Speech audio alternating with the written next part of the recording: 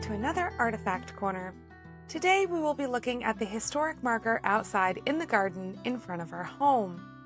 The marker reads as follows: Headquarters, British officers, during Battle of Plattsburgh, September 1814. And in smaller text at the bottom, State Education Department 1936. Our marker is made from cast iron and was erected in 1936.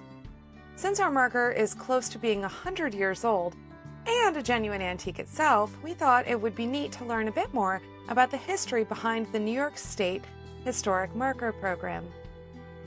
Per the New York State Museum's website, in 1923, the New York Historical Association was directed to suggest possible celebrations for the upcoming 150th anniversary of the American Revolution.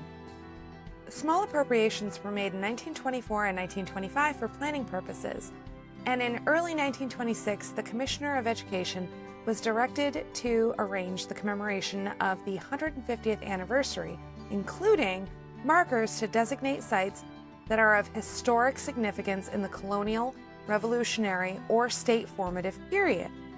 Funding was provided in support of the erecting of markers, and an application process was established. While details are sketchy, apparently markers could be acquired from the State Education Department for as little as $2 after an application form detailing the text, location, and supporting historic documentation was filed and approved. Most of the historic markers seen along highways today were erected in this period, roughly between 1926 and 1936. Funding through a regular state appropriation appears to have run out as early as 1939, but active coordination and assistance by the Office of State History of the Education Department continued into the 1960s. So our marker may have cost the museum as little as $2 to erect back in 1936. So how does one get a marker installed today? Unlike many other states, New York State does not currently manage a historical marker program. Instead, local authorities are responsible for the approval, installation, and maintenance of historical markers. Anyone interested in placing or repairing a marker should check with the appropriate county, city, town, or village historians or officials. Local historians and others often work with the private William G. Pomeroy Foundation to secure funding support for their markers. According to the Pomeroy Foundation's website, our very first marker grant program, the New York State Historic Marker Grant Program, is what started it all.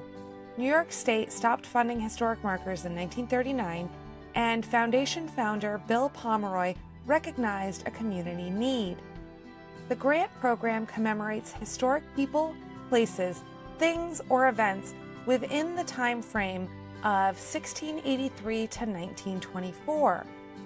If you are interested in applying for a marker, check out their website at wgpfoundation.org/history to learn more. Our marker looks a bit worse for wear. The modern signs are cast aluminum and do not rust, but ours is cast iron, and after a while it needs a freshening up.